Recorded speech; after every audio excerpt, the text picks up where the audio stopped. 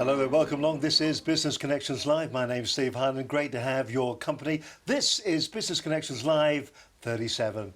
And we've got a cracking show lined up for you tonight. Yes, we have. Our guest this evening is Philip Skinner of Shaw Walker Lees, who's going to be discussing the rule changes that have just recently been made to pension contributions. Also, more importantly, we're going to be looking at what you should be doing if maybe you've left it for just a little while too long and maybe you haven't got some form of pension plan in place. We'll be talking about maybe some of the options that you can actually do to make certain that you are going to be in a good place. They do say that many people, when they retire, end up not actually experiencing a wonderful retirement because the amount of money they were expecting to have, they don't have. More about that a little bit later on. It's going to be a fascinating night. As I said, my guest tonight, Philip Skinner of Shaw Walker Lees. Philip, lovely to have you with us. Good evening. For those people that don't know who Shaw Walker Lees are, just give us a little bit of a reminder. Who are you and what do you guys do? Okay, well, we are Shaw Walker Lees. We're chartered certified accountants. We're business advisors, tax advisors. We have two offices. We have one in London, central London, Covent Garden area, and we have another one in Norwich. We've been going since 1925, so we have a lot of experience. Obviously, I haven't been around that long, but we have a wealth of about 40 people, partners, technical support, so we can probably help you with most things, at least point you in the right direction, and like everything, come and talk to us, don't talk to your friend down the pub. And that's probably, and that really is a good piece of advice, isn't it? Because there are a lot of people who go, yeah, my mate did this. Yes. And really they need to be going to talk to experts like yourself, don't they? Absolutely. Talk to accountants, your financial advisor. You know, there's a network of people you can talk to. Generally, though, yes, recommendation is the best thing. So, you know, you've got a friend who can recommend his accountant or their accountant or advisor, then why not? I think the most important thing I want to get across today is, as we talk about auto-enrolment and pensions, you know, don't leave it too late to think about these things. At least try and face it head on. So if we come out of this programme with no other advice, Yes. if we learn nothing else about pensions tonight, don't leave it too late. Do something about it. Yes. And does it matter how old you are? No, it doesn't. Please don't rely entirely on the state pension, okay? It's there, it's fantastic, but the basic state pension, £110 a week. You know, you can't live on that. A statistic that came across my desk recently, you need £25,000 a year to live today, based on prices. Right. All right, there's a bit of tax on that. But the actual average pension that is being drawn today is half of that. It's £12,000 a year. Do you know, when you said that, there was a cold chill, a shiver went down my back. I mean, that is quite frightening. Do you think a lot of people seriously do find themselves in that kind of position when they come to retire? I'm afraid they do. It is easy to put it off. Most people don't understand pensions. I enjoy it, but I know that... But you're an accountant. I'm different. Philip, of course you are different. Because I'm different. But I don't want people to be scared of it. It's like anything sometimes. You have to face it. The key is, as we'll come on to, pensions is just one of the armoury that you have as part of your retirement planning. We're talking about pensions mostly, but it is one of a number of items. You know, you should have, we talk to clients about savings. What savings do you have? You know, do you have any ISAs? Perhaps you have a property that you rent out. Perhaps you might get an inheritance from a family member.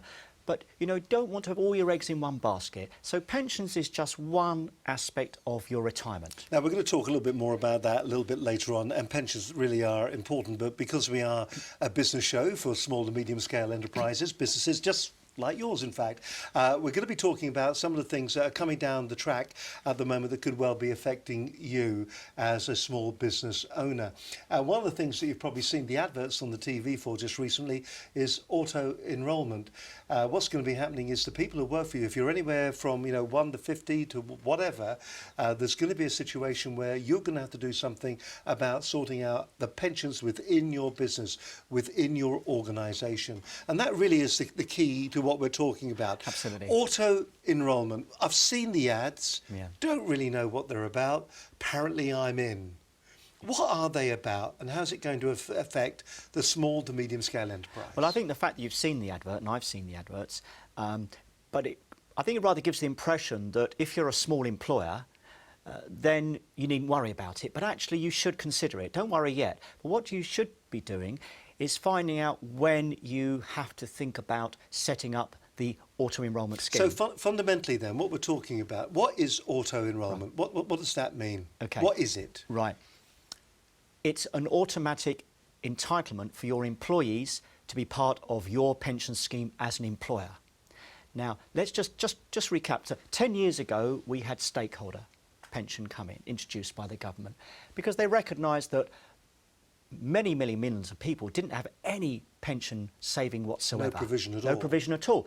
And so they wanted employers to recognise that they should have a pension scheme in place for their employees if they want to join. Right. The point is, it wasn't compulsory for the employee or the employer to pay in. The only requirement was for the employer to have a pension scheme in place. Naturally enough, it was a very low take-up. But that's 10 years ago now. Things have moved on. People are living much longer, you know, even in that time scale. And so the government white paper really focused on that. I'm afraid if individuals won't voluntarily take up pensions or retirement planning, we're going to move. Yeah, we're going to push them in the right direction. Right. So what it's saying is that within the next couple of years, every single employer, even if you've got 2 employees or 1 employee, you will have to have a pension scheme in place. I mean, this really, ideally, this government-driven scheme, yeah. I mean, we're not talking about a huge amount of money. I mean, it's going to supplement the existing state pension, isn't it? Yes, it is. So, and I would imagine there's a lot of employers out there who are watching this right now and they're saying to themselves, you know, this has given me the heebie-jeebies. How much is this going to cost me? Is this going to be a king's ransom? And could this put my business at jeopardy? If I've got 50 people working, I've now got this additional benefit in kind that I've now got to pay each and everybody compulsory by the government. So what are we talking about realistically then, yeah. that an employer is going to have to be paying out? Right. Well, the first 2 years is a fairly soft start. You're looking at a 3% contribution. That will be 1% from the employer, 2% by the employee. But by 2018, I know that seems a long way away, then the minimum contribution that has to go into a pension scheme for your employees has to be 8%. So 8%. So that's going to be. Is that not going to be a huge burden on the business? Fortunately, or unfortunately, depending on which way you look at it, it's actually 3% for the employer. It's actually the employee that pays 5% minimum. So that's quite. I think unless you look into it, you'd be mistaken for thinking it might be the other way around. So if I'm an employee, I'm thinking, well, that's all right, my employer's going to pay the 8%. No, in fact, by 2018, there'll be 5% coming out of your pay packet. The employer is only required to pay 3%, so that 8% in total qualifies under the auto-enrolment provisions. As a small business, am I forced into this? Is this statutory? I've got to do this. I have no choice in it. Could I, if I wanted to, either as an employer, opt out of it and not offer it at all, or if I wanted to and I was generous, benevolent, I could turn around and I could say, I'll tell you what I'd like to do. I'd like to offer you an alternative pension scheme. I could still do that, couldn't I? Absolutely. But could I opt out of it, though? No, because, you see, you've got to have a scheme in which the employees have joined. The employee can opt out, you're right, the employee could opt out, but they're automatically in unless they opt out. Righto. So you've got to take a positive action to come out of it. The government's thinking is that if employees are automatically enrolled, then many employees, apathetic, they'll just be in. Bother. They won't bother, they'll just be in it, Mm-hmm. okay? And actually, I think that's the right approach, because stakeholder didn't work. Giving the employer and the employee the option to join didn't work. It never solved I suppose the income gap, the expectation of income between, you know, with retirement, what you think you might get in retirement, what you're actually getting in retirement as an average. When you're adding up this kind of money, this kind of sort of amount that the employer is giving, these 3%, the 8% that we're talking about combined, Yeah. I mean, is it actually going to be a substantial increase in what the state pension is, or on top of the state pension? It's on top of the state pension. So will it be substantial, that difference? I mean, are they trying to aim to get people up to that supposed £24,000? Yeah, they are. But, you know, in the short term, clearly, if you've never had a pension before, It's not going to do it. it's not going to do it. But I do believe that at least getting those employees into a pension scheme that might otherwise not have bothered until now, opens their idea to the fact, well, actually, it's not such a bad thing. It's not so scary now I'm in one. And I think it's just that, just getting over that hurdle, really.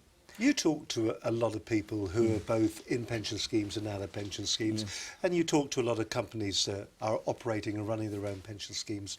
From the employer's point of view, what are the big mistakes that they tend to make? Well, I think you've got to talk to your employees, really, and you've got to educate your employee. One of the things about auto-enrolment, there's a responsibility both ways here. So the first thing I would say to an employer is go to the pensions regulator website. It's excellent. It's got some really good, useful tips on there. But find out actually when your staging date is. That's your start date, when Right, you have how to do you offer a find scheme. that out, first of all? You go onto the pensions regulator website and you put in your PAYE reference number. That's your pay-as-you-earn employer reference number. Every employer has got one.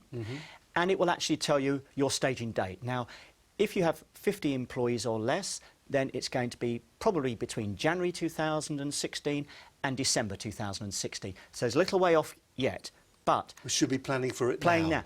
Because what will happen is, 1 year before you are due to start having auto-enrolment, you will get a letter from the pensions regulator. But don't wait for that letter. Why not do it now? Because the information is available, so you can plan ahead. I'll be honest with you, the actual cost to most employers is fairly nominal. After all, it's about retaining staff. And is there any tax benefits on this as well for the employer? Absolutely, and for the employee. Look, the employer gets tax relief against profits on the pension contribution, and the employee also gets tax relief as well. Wow, so it's working both ways. It's working both ways. It is not negative all the way. I think the most important thing is to get people to focus on it, start now, and don't think, oh, I don't want an employer to think, we're telling our clients, don't just think of it as another cost to employing. Think of the benefit. Perhaps start a bit early, talk to staff early. Actually, it's a way of retaining staff, these sorts of benefits. And after all, setting up a pension scheme for your employees is a tax-free benefit. I mean, we talked about benefits before in a previous programme. You give your employee a car or medical insurance. They're taxable benefits. But actually, setting up a decent pension scheme for your employees is not a taxable benefit. It's a win-win situation from their point of view as an employee and also for the employer as well. Now, I don't think we can stress enough on this particular programme the importance of being absolutely aware about what is coming down the stream. You really do need to know this. You really do need to action this. If you are a small business owner, it is vital that you are aware of what these rules are and the things that you need to do to make certain that you're within the letter of the law and that you actually are doing it correctly. As Philip said, what you need to be doing, you need to be talking to your employees. You need to be discussing this with them. Many of them will not have the funds available. They will not be in a position, maybe perhaps, to be secure when they do finally retire. So this is a great help to them. I mean, when you think about it, that statistic at the very beginning, that what you are expecting, what you are looking forward to when you retire is something in the order of £24,000-25,000. And the realities of it are, well, the question has got to be, could you live on 12 grand? It's not very much really, is it? And what do you do about it? Well, what you do about it is you make absolutely certain that you are opt-in, that you are paying. And remember, the benefits are going to be there both for the employer and the employee. It is fascinating. What we need to do, though, there are a few elephants in the room. We'll discuss those in a few moments. But what we will do, I'll tell you what, let's have a bit of a look back. Last week it's all about finances and money this week. We were talking about funding your business, getting it maybe set up. What do you do with it? How do you find a funder? Who should you be talking to when it comes to the angels, to the different dragons? What about if it comes to selling your business? What lessons need to be learned when you come to sell your business, your exit plan, when you can forget all about these pensions and everything else? You just got a big pot of cash. What should you be doing and what should you be considering? Helena Pazzarino was on the programme last week. Fantastic lady, incredible lady, really knowledgeable, background in banking. She has funded not personally, but through the different places that you can go to get the money, millions of pounds worth of funding for small to medium scale businesses. Now, if you're in a position right now and you're thinking that your business needs funding, then maybe Helen is the lady to talk to. And to give you a bit of a taster of what we were talking about last week on Business Connections Live, well, this is a bit of a recap from last week's edition of Business Connections Live.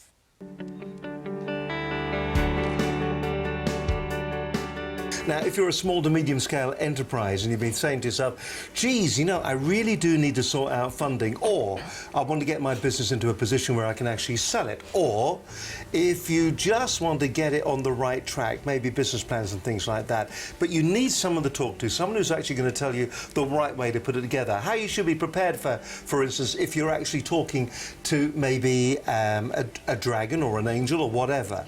What do you say to them?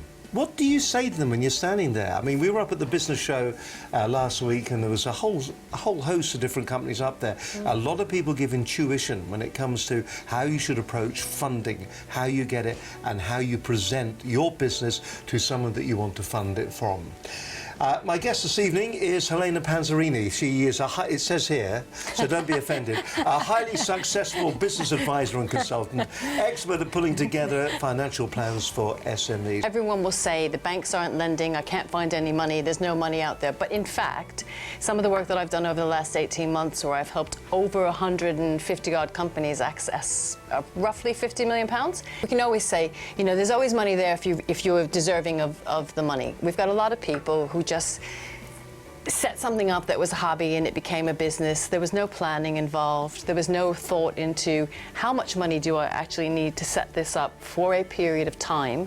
If you haven't sat in that seat, it's very difficult to understand what it's like, what's happening to the SME owner, you know, what's happening to their relationships, what's happening when they're on the brink of insolvency but they don't even know it, what's happening when they don't know how much or what kind of money they need to get, but they know they need to pay people. It's a very frightening place sometimes, and a lot of the services are designed by people who have not sat in that seat. If you start without enough capital, so without enough funding to get you through whatever that time frame is, whether it's 6 months or a year or 18 months, you're setting yourself up to fail. Other people don't want to take on debt, but by not taking on some sort of funding, you're actually making a rod for your own back because you're not giving yourself enough time for things to come to fruition. And if you don't understand and believe what you're doing is really planned out on fact, you shouldn't be doing it. Now, some people see an export opportunity, and so they need money for that. But money might not be debt or equity. It might be some sort of factoring or invoice financing for that development. So money comes in different colors and flavors. What is it that I want to achieve? Over what time frame? What does that mean for my business in terms of people, resources, capacity? How much money does that look like to fund that? And then what does the money look like? And I would encourage people, I'm not saying go out and splash money willy-nilly on consultants and other people, and always get, you know, some sort of subsidized help if you can get it. But also don't think that you can or should do everything yourself. It's just not possible. I think if you're passionate about your product or your service, if you have that elevator pitch, if you have that 2 minutes or that 5 minutes, and of course in front of an angel, most of the time the max you're going to get is 5 to 10 minutes. You need to say what it is, and what the great thing about it is the IP or the scientific whatever that is special about it. But if I'm an equity investor, I want my return within probably 5 years. So what I want to know is, how does this business make money? So it's Helena Panzerini, and I am a highly successful entrepreneur, businesswoman, SME owner as well for many, many years, 25 years. I'm working predominantly in the area of helping you to access finance and to understand finance. And what I would say to every SME owner is, plan. You have to plan, especially when it comes to finance. Business plan, know what you want your funding for, what time frame it's going to be used, work with someone to identify what that funding looks like. Learn about it, understand it as much as you can, because ultimately you are responsible. Seek advice. There are people like me and other people who are out there to help you. Interview them, question them, see what their success rate is like, but take advice, because on your own it's difficult to get it right the first time and every time. Get the funding and then get help on how to spend the funding. Don't go spend it all at once, or like Steve here, maybe just jump a plane to somewhere nice as well. And ultimately, remember that it's about growth, and there are plateaus, and there are going to be highs and lows, and you'll need different funding at different times, but you should have fun on the journey. Enjoy what you do, and just make sure that you're always aware that you can continue to grow and go from plateau to plateau.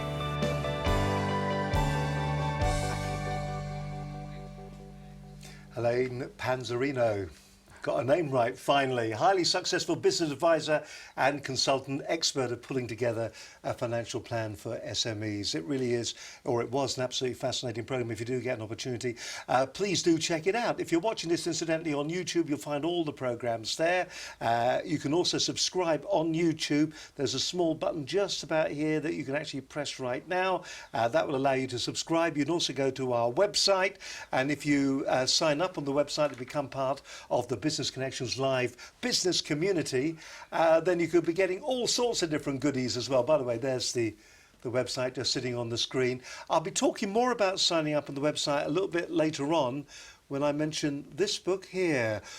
Ooh, that's still to come a little bit later on, right here on this edition of Business Connections Live. With me this evening, I've got Philip Skinner from Shaw Walker Lees. We're talking about pensions. We were going to talk predominantly this evening about auto-enrolment. But to be honest with you, there is more to pensions than that. When Philip arrived at the studios this evening, we were talking about the whole concept about auto-enrolment and why you as a small business, you have to be aware of it. There's no two ways about it. There's no ifs, no buts. You need to know about it because it affects you as an employer and it affects your employees as well. It's about talking to them, and also it's something that you've got to do statutorily, if that's a real word. But you've got to be involved. You've got to understand what auto-enrolment's all about. I'm going to ask Philip a very, very difficult question because he's not very good at this next bit.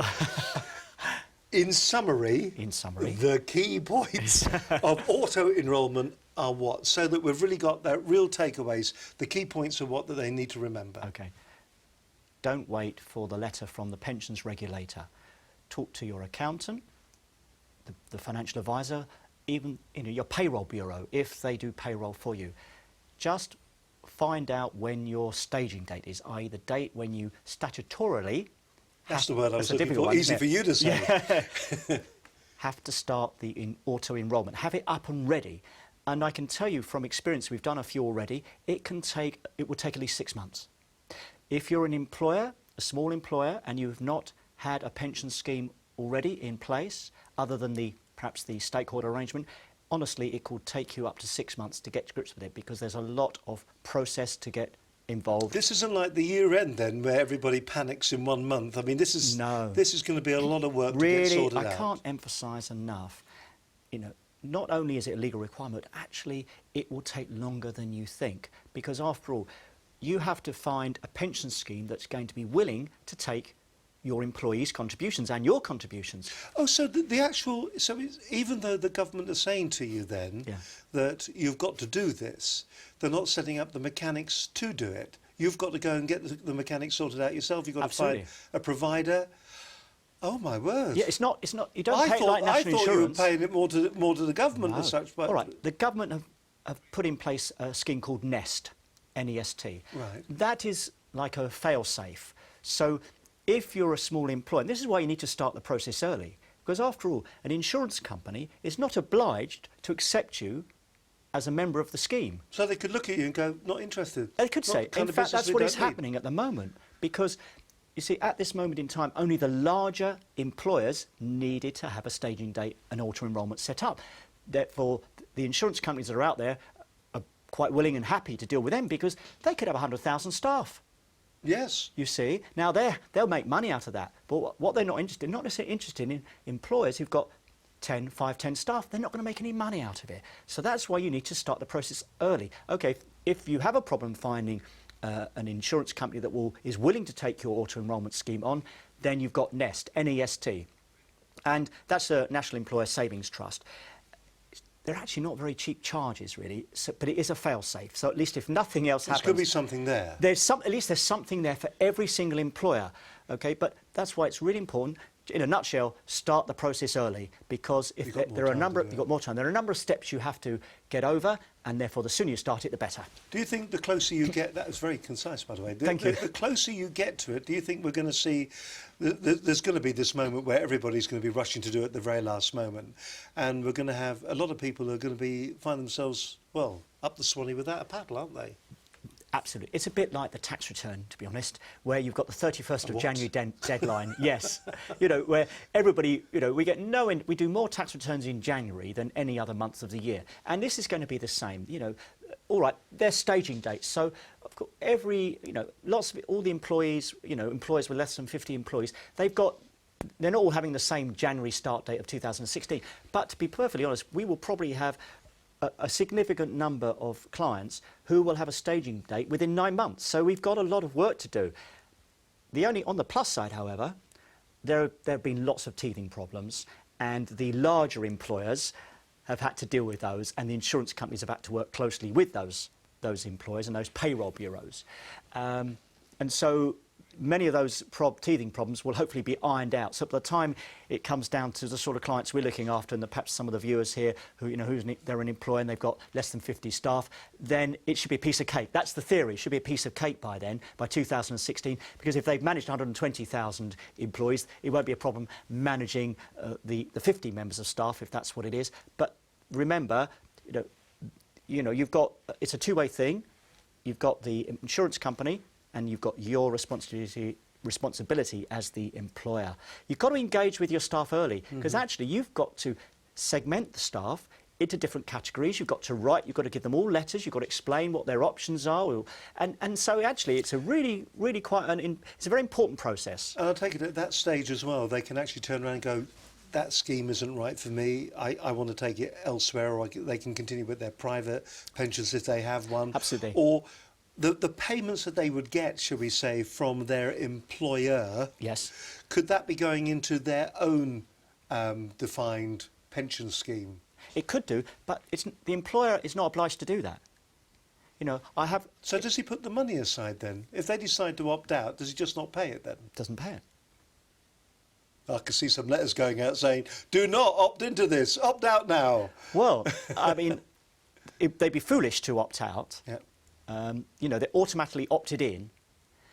And there's nothing wrong with having a pension savings programme, you know, from more than one source. So, you know, there'll be many viewers who've got a pension anyway already. Perhaps they're self-employed, but if they're an employee, they've probably already they already have their own pension plan. So there's nothing wrong with that. I see we've got the issue then. So we've sorted out the employers. So they're going to have to do this, and it's statutory. It's the letter of the law. Yeah. What if you find that you're an employee, and we have lots of people who are freelance who watch this particular programme, or maybe they are working for a small business on a permanent basis, and their employee or employer is not coming to them and saying that this is going to be available. And they're not, in fact, the company isn't doing anything about it, and they as an individual know they're entitled to this. What should they be doing? Well, they have to talk to the owners of the business as soon as possible, because there is a statutory responsibility, as you say.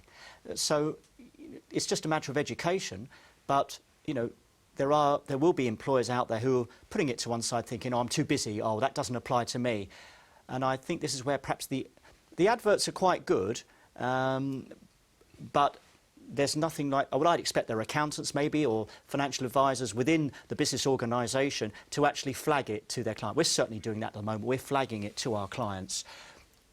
Most of them heard of auto-enrolment. They don't know the detail, but say, don't worry, we'll guide you through the process. Well, I think it's amazing the fact that you've said it's going to take 6 months or thereabouts for you to actually set the whole process up, to set the system up within your own business to make certain that you're going to be in the right place when you start the auto-enrolment, when your staging date. The staging date. The staging date. There are a herd of elephants in the room when it comes to pensions. And I suppose the question is, why should I be bothering with pensions anyway? The return on them recently has been diabolical. At least that's the way the press actually show it off these days. You kind of get the feeling that it's nearly wasted money.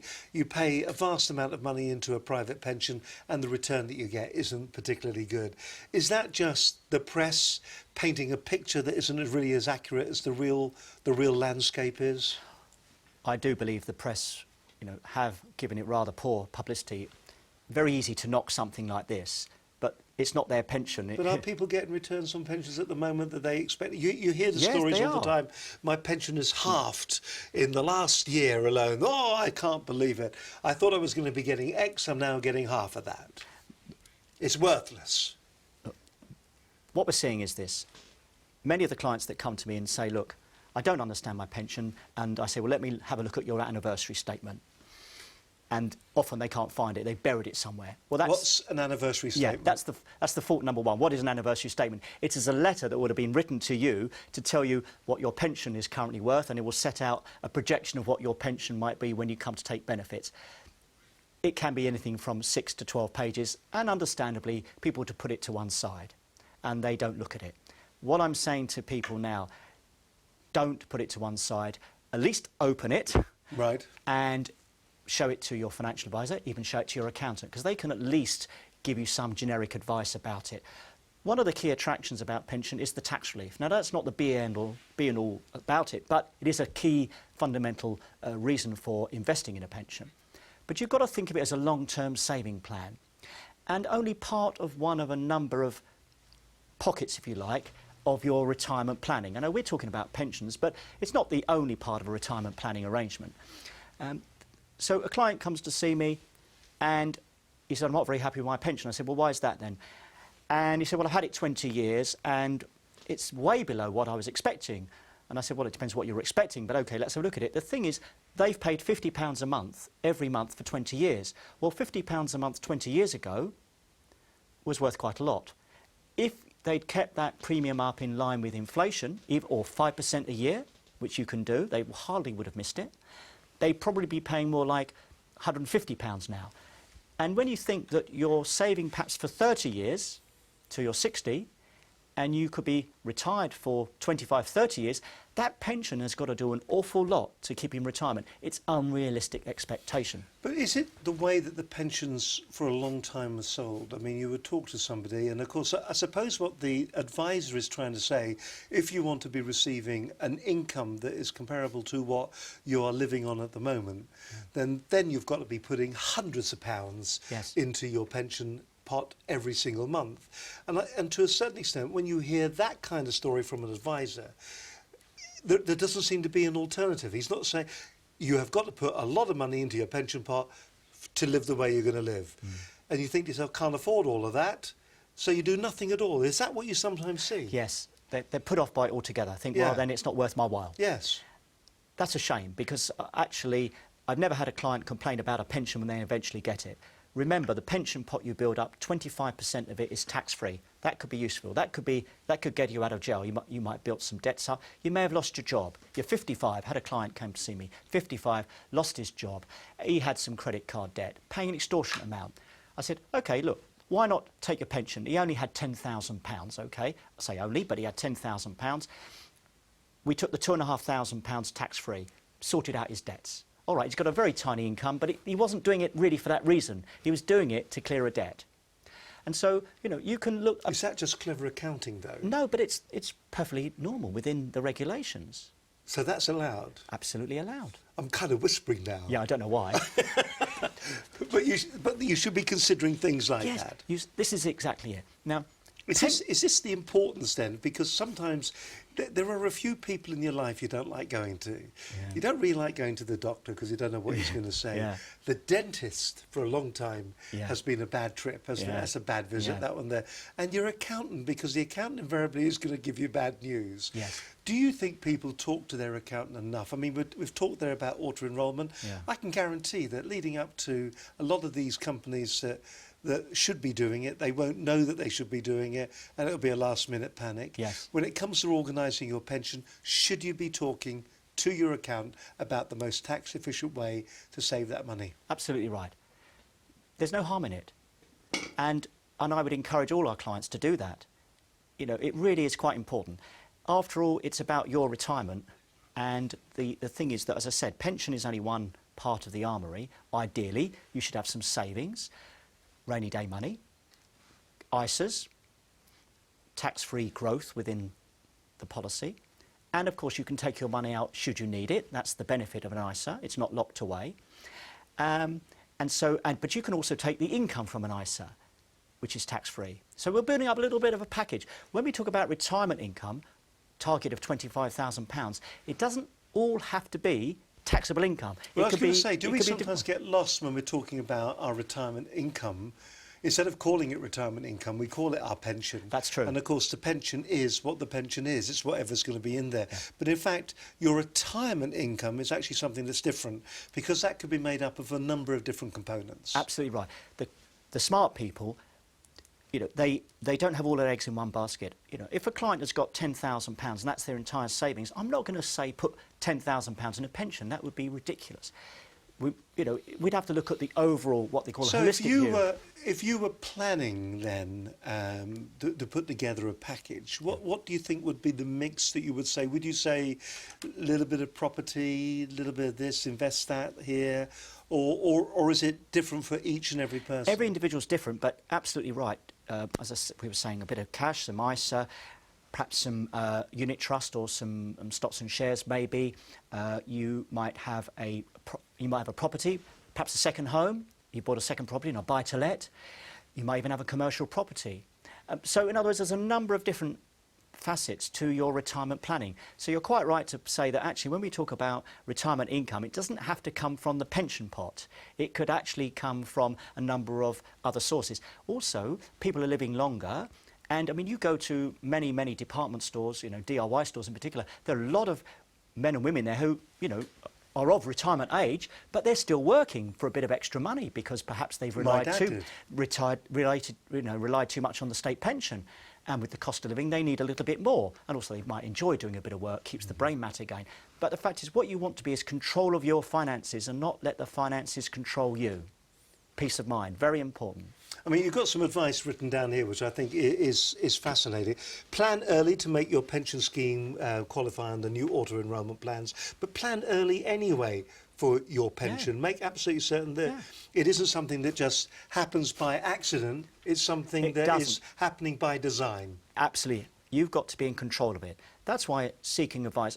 You know, people come to see me and they're a bit concerned, oh dear, this is going to cost me a lot of money maybe. But the thing is, you know, we don't charge for initial consultation. But in any event, it can save you lots of money. Just getting a bit of basic advice at the beginning points you in the right direction. And that's really key. So don't be afraid of your pension anniversary statement, coming back to the original point.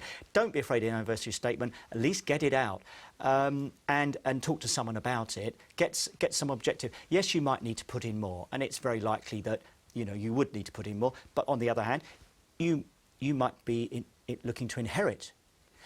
But coming to the other point now, lots of clients, my pension is my house or my business. Don't rely on it. You really don't want to rely on any one single event. Small businesses, ideally, you know, you build up a business and then you want to sell it and, you know, get lots of money. However, you know, technology changes, you know, the economy moves up and down. You might get ill. Supposing you have an illness and you decide you've had enough, it's not going to be that easy to sell the business necessarily, because without you can't get any money for the business. But if you're ill, then you've got to stop the business. So you actually, all that hundreds of thousands of pounds you were hoping for doesn't come in. So now your total reliance for your retirement on your business is no longer there. What you're faced with, OK, we'll downsize. It does sound that we are slightly irresponsible when it comes to our own futures, isn't it? Is it because a lot of people live for the day? Do accountants live for tomorrow and we all live for the moment? No, we live for today, but we recognise we've got to put aside for tomorrow. Right. Okay. So yes, I have a pension. I'm not preaching something I don't already have. Okay. I'm a big fan of pensions, but partly because I'm not in a position where I've been able to inherit anything. So therefore I've had to put money aside. No one's going to put the money aside for me. I've had to put money aside. And yes, it is difficult. I absolutely accept that with clients. You know, they're trying to run a business, cash flow's tight. Somehow or other, we just got to squeeze a little bit out. As I said, even if it's £25, £20 a month, but try and increase it every year. start as soon as you can. It really will make a difference. I suppose the other thing is to make certain that your pension is fit for purpose, isn't it? That's the thing. If you've been paying 50 quid in and you've been doing it for 20 years, maybe that 50 quid isn't quite enough. Maybe that's not enough, but also it might be in the wrong fund. You know, let's also touch on this point about risk. You know, you're a 30-year-old, you're taking out a pension for the first time. You're naive, you don't know anything about pensions. Especially years ago, some of the advisors that were selling weren't really fully qualified because the regulations weren't so stringent as they are now. So you took out a pension and you just relied on it. You had an illustration that said, you know, your growth rate might be 9, 11 and 13%. I mean, that's what was going on 15, 20 years ago. Now the illustration... 9, 11 and 15%. 30%. 30%. But remember then, of course, you know... Because the interest rates were 15, 16%. Absolutely. It's all relative. But I'd much rather be in a low inflation environment and a low interest rate inflation environment at the moment. So we've got real growth. And the trouble, you know, you're saying about pensions aren't doing very well. If your pension fund is growing at 5% a year in this environment, don't complain. Because it's above inflation, it's real growth. It's expectation. People just think, oh, unless I'm getting 10 or 12% return, I'm not bothering. It's not worth it. It is worth it. And remember, any growth within the pension plan is tax-free. I tell you what, it's a fascinating area to be in. I mean, I don't know about you. Are you sitting there right now and you're saying to yourself, do you know what, maybe I'm not in the best position at the moment when it comes to my pension. Have you been planning your pension? Is your pension fit for purpose? That's the other thing you've got to ask yourself. I mean, have you been looking at, have you just been paying 50, 70, 60 pounds, or were you put off that day the advisor came in and said to you, well, to actually maintain your standard of living as you move on through your life, you need to be putting £700 a month, and then you thought, I can't afford £700 a month. And then all of a sudden you find yourself, well, you know, you retire, and what are you going to be living on? You're going to be living on a state pension because there is now nothing inside. I suppose the one elephant that is in the room is how late can you leave it before you start fixing it, or can you always fix it a bit? You can always fix it a bit. You can make pension contributions up to age 74. Now, that probably would be a bit exceptional to do that, but there are circumstances where it may be relevant or might be appropriate for you. It depends on your individual case. Again, coming back to the point I made earlier about where do you put your money within the pension plan, and this applies to auto-enrolment as well, the employee needs to be aware that the money that's going into the pension plan, funded by the employer and them, has got to go into a fund that you select. You need to select the fund it goes into, and that only you can make that decision. That's why you might need to talk to somebody, because it's about the risk you want to take. Now, clearly, if you're a 30-year-old, you've got possibly 30 years of investment. Therefore, you can afford to take some risk, in my view.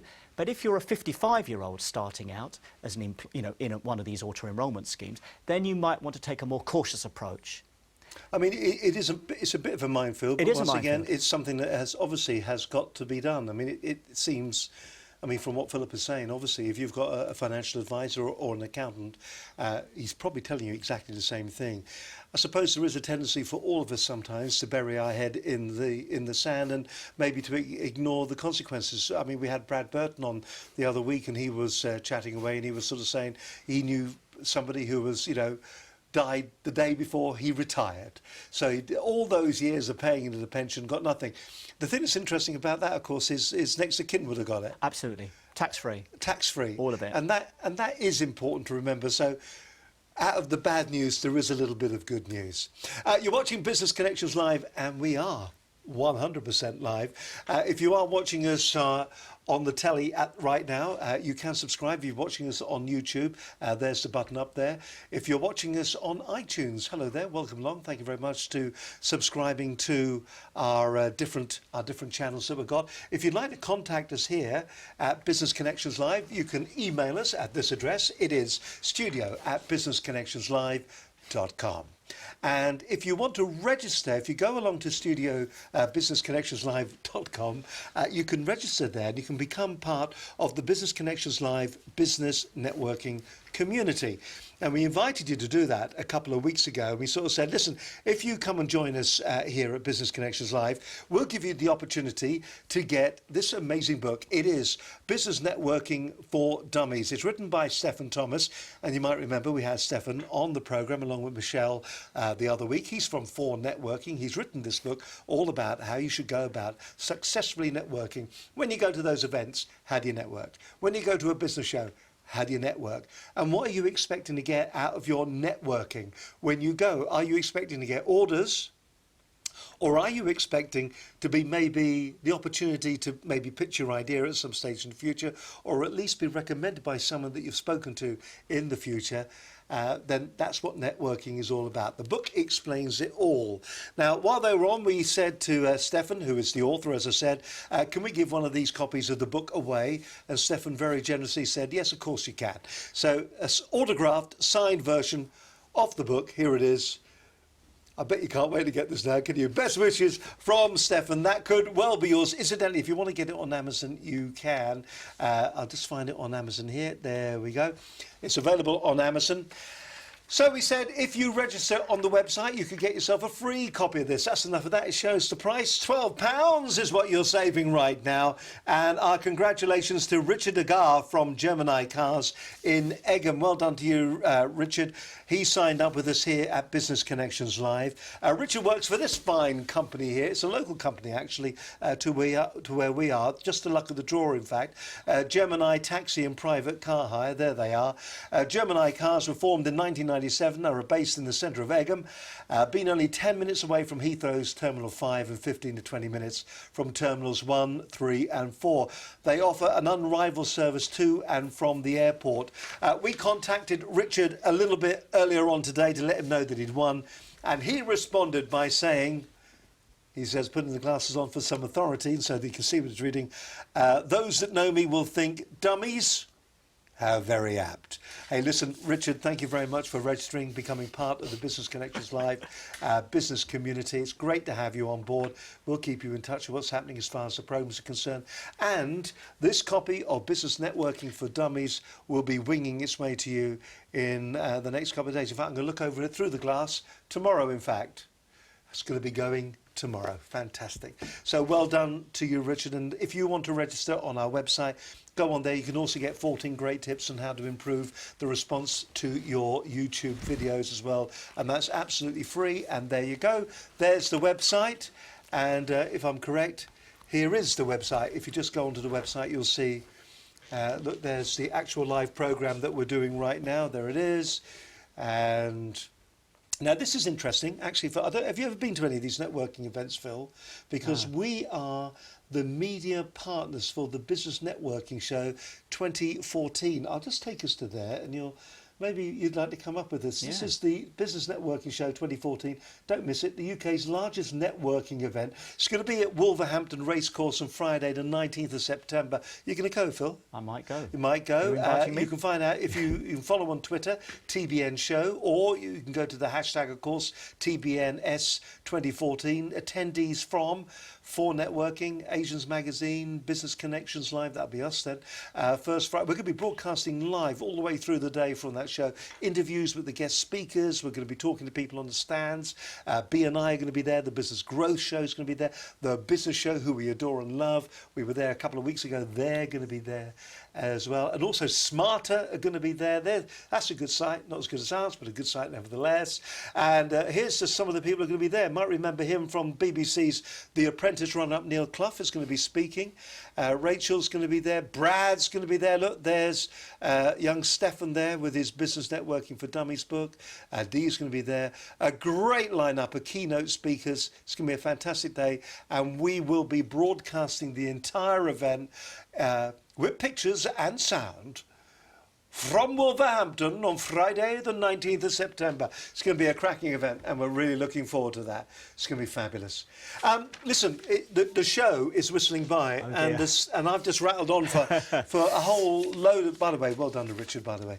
I've rattled on for a long time there. Tell you what we're going to do, just before we come back to Philip, something that we did have, we're talking finance tonight, of course, and one of the big advocates of our programme here is BizCrowd. We love them as well. BizCrowd, great organisation. It's a free business forum online, and it's a great way to publicise and to promote your business. So before we talk more about pensions, let's talk about BizCrowd.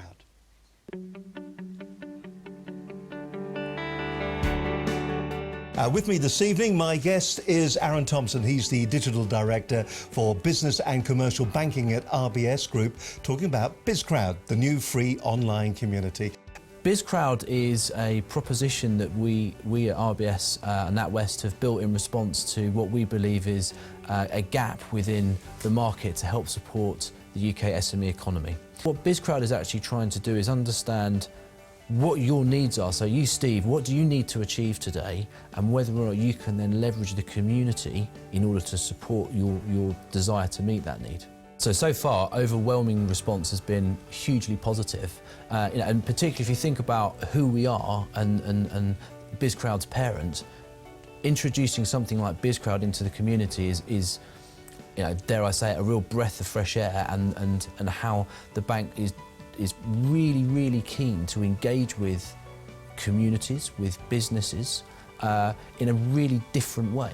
So one of the things that I passionately believe in, and I'm sorry I'll start to kind of give my digital background away here, but it's all about continuous improvement. You need to have the flexibility and adaptability to listen to what customers want and address those questions.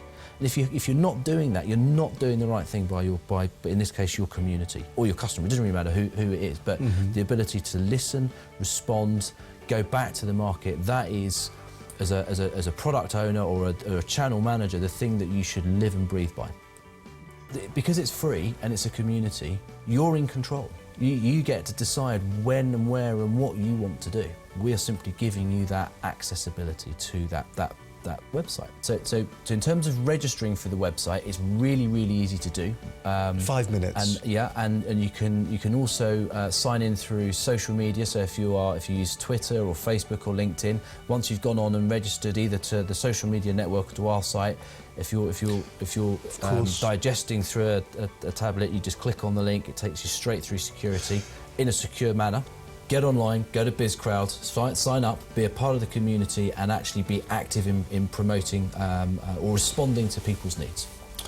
The second thing, if there are businesses out there that feel that they can and wants to get involved with BizCrowd, the team would love to hear from you. So BizCrowd is your opportunity as a small business to get involved. It will enable you to post a need, seek out companies that are able to enable you to answer or get answers to those needs.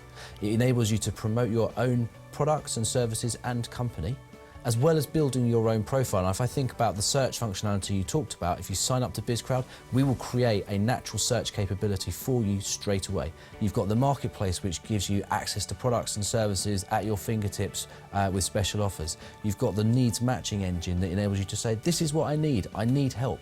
Businesses, please respond. And to your point, it's all geolocational, so it's relevant and contextual to your specific need and to your local area. So BizCrowd is all about how we can help you. BizCrowd is a community that has been built through extensive research, understanding exactly what it is that our businesses need in the UK economy to thrive and grow.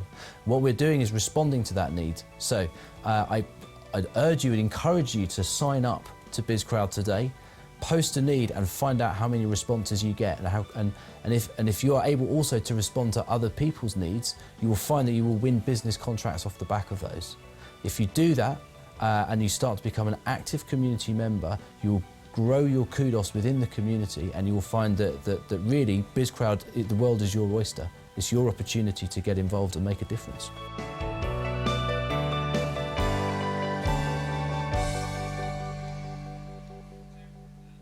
Aaron Thompson, Digital Director of Business and Commercial Banking at RBS Group. He was talking there about BizCrowd. It's a cracking site, actually. The site is here on my laptop. As you heard, it's powered by NatWest and RBS, and some really good business information there. If you're in business, this is somewhere where you can actually get free promotion and free advertising for your business. You can ask questions as well of different companies. You can put a call out to different people. It's a great business asset. Down here you can see your accountancy questions answered. They won't be as well done, I can promise you, as Mr. Philip Skinner's answers, but all sorts of different information there. And BizCrowd, fantastic resource for small to medium scale enterprises. In fact, for anybody who's in business, it is well worth going to the site. It is bizcrowd.com, bizcrowd.com. Phil, let's, we've kind of covered everything. We've kind of covered auto-enrolment.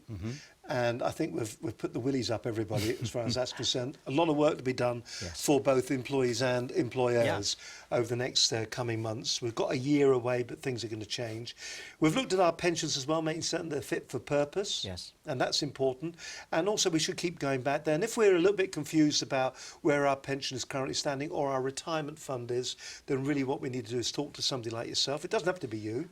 Other accountants are available. There are other but accountants. if they want to talk to the best, they Phil. Exactly. And but there's other areas within the whole area of financial management, the annuities around pensions as well. There's been a lot of talk about that in the press just recently. We haven't got a lot of time, but a little bit about that. Where should we be cautious? What should we be doing with them? And for those people that don't know, what are they? Okay. The concept of an annuity actually is quite straightforward.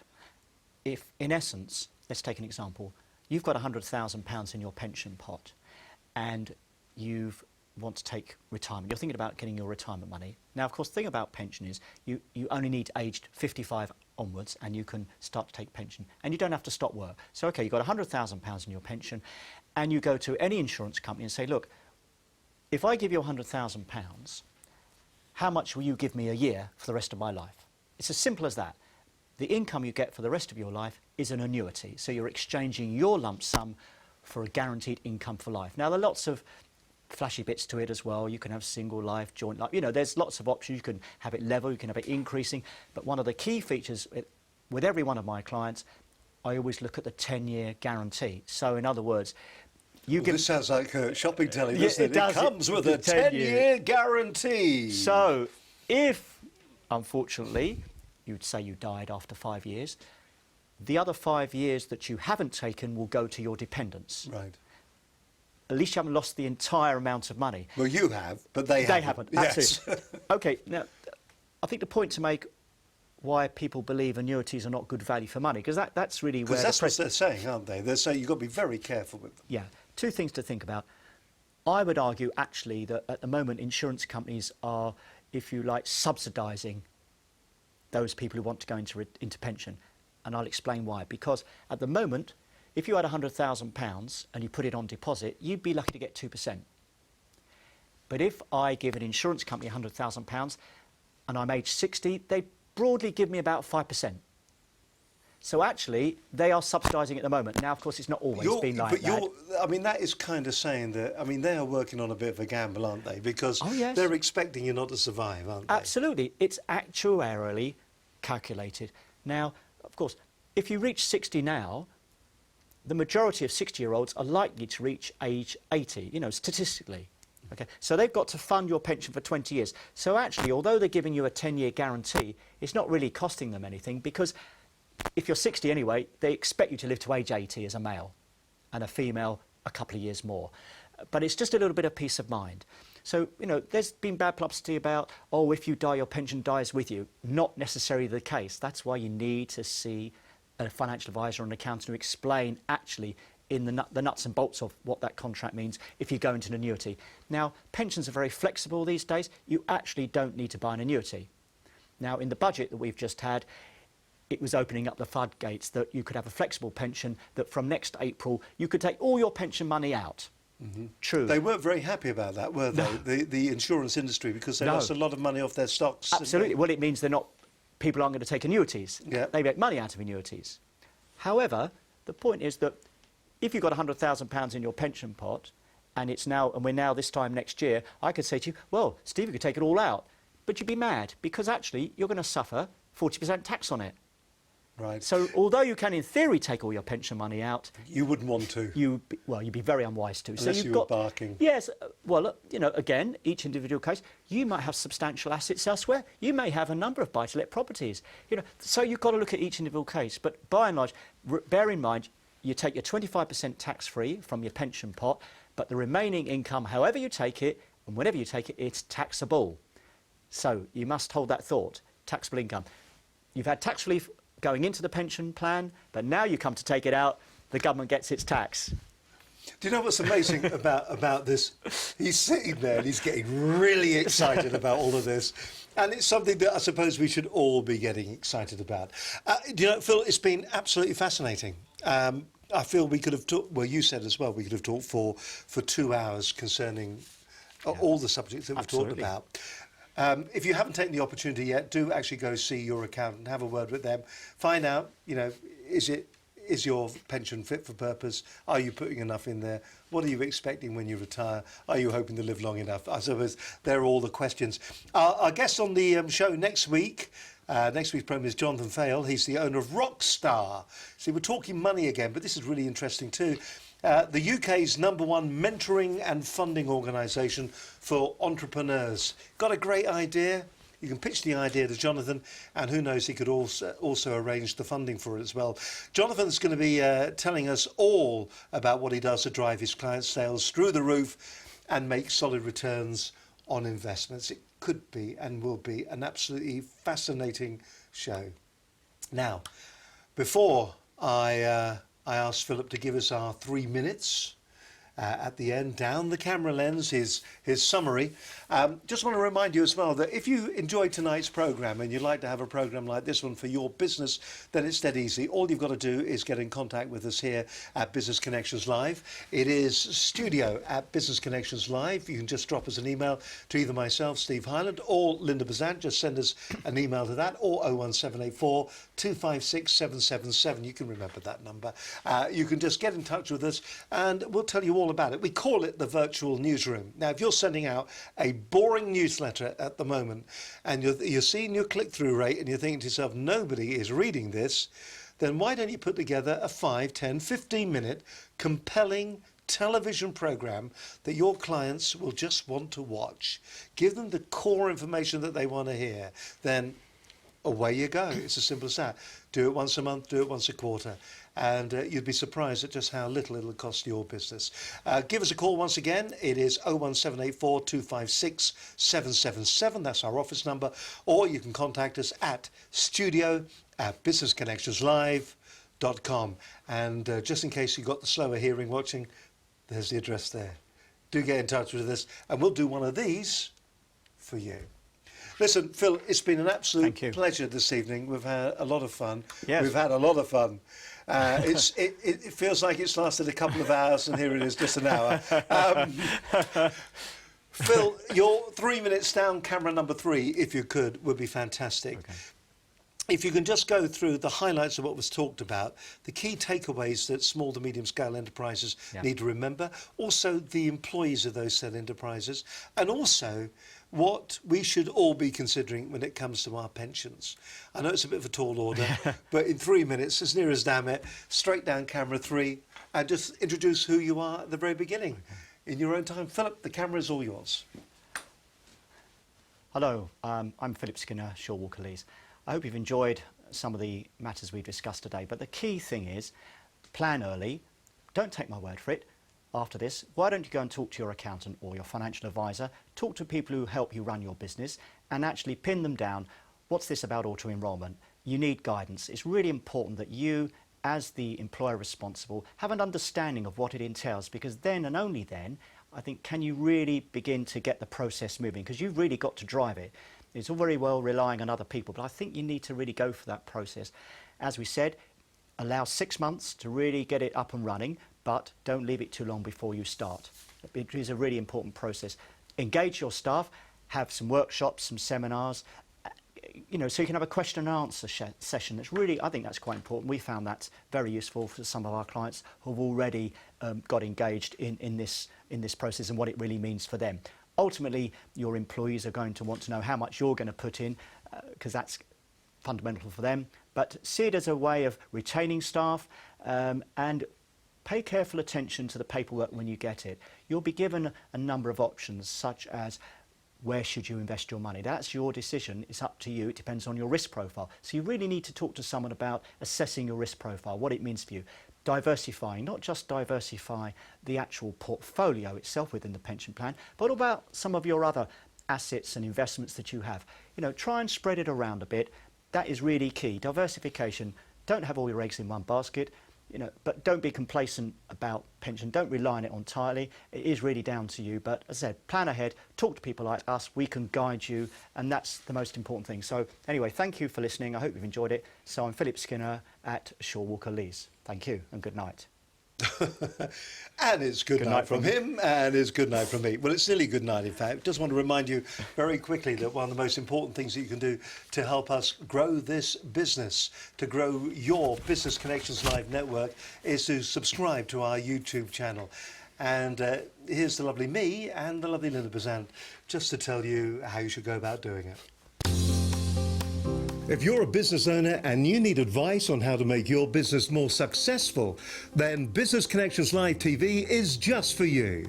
Our leading industry experts cut out the guesswork for growing businesses. How to use social media, what to expect from your accountant, web design, SEO, and so much more. Business Connections Live TV is here to give you the motivation you need to succeed. How you doing? My name's Brad Burton. I'm the motivational speaker that everyone's talking about right now, and I'm on Business Connections Live. What a show! What a show! People, do check it out. If you're struggling with Facebook and LinkedIn. Most people that I meet are on LinkedIn. Virtually, you know, there's 14.5 million people just in the UK. I think the figures currently are 238 million people worldwide. But I would say that most of them don't really understand how to use it. How to present your ideas more effectively. Hello, I'm Philip Skinner, Shaw Walker Lees. A brilliant way to get message across. I'm actually thinking that we might switch away from our quarterly newsletter to do a video and get it sent through to staff and clients. To generating leads and finding new business. Hi, I'm Jim McLaughlin, Managing Director of business development company Axial, and I'd just like to say what a pleasure it's been to have the opportunity to appear on Business Connections Live. Subscribe and be part of the Business Connections Live TV online community for free. Business Connections Live TV every Wednesday, 6 p.m. GMT, or catch up on the Business Connections Live TV YouTube channel. Make certain your business is connected with Business Connections Live TV.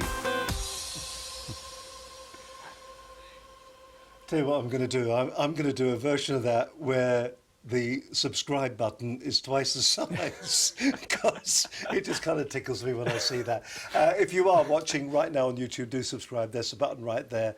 Just press on that, or there's another button just below the video. As I said, if you're watching on iTunes as well, thank you for downloading this particular podcast as well. That's great of you.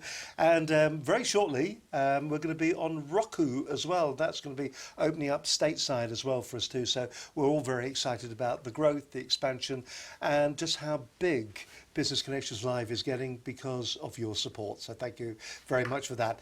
Don't forget, we are the official media partners of the Business Networking Show 2014, Wolverhampton Racecourse, Friday the 19th of September. And we're going to be there. We're looking forward to having your company. Do watch out for our Twitters and all social media. We'll be doing all of that kind of baloney. And next week on the programme, baloney, Jonathan Fales going to be with us from Rockstar. What a show! And that's it, practically wrapped up. Phil, thank you very much. Sorry, that's just going back to my school days, isn't it? Mr. Skinner, thank you very much for being on the programme, and give our regards to all the team at Shaw Walker Lees. Thank you for your help in tonight's programme. It's been a lot of work, and from all of us here at Business Connections Live, thank you very much indeed for tuning in. Don't forget, as I said, do subscribe to the website and do sign up on our website as well. We've got those 14 great tips for you to use YouTube on. Well, any second now there's going to be a piece of music and we'll be waving a fond farewell to you all. But until next Wednesday night, remember, it's a bubbling one. It ramps up slowly, the music. But there we go. But until next Wednesday, just reminding him, till Wednesday next week at 6 o'clock, have yourselves a fantastic week. Successful selling, successful work, and make certain that business of yours grows. From me, Steve Harland, bye for now. We'll see you next week. Bye-bye.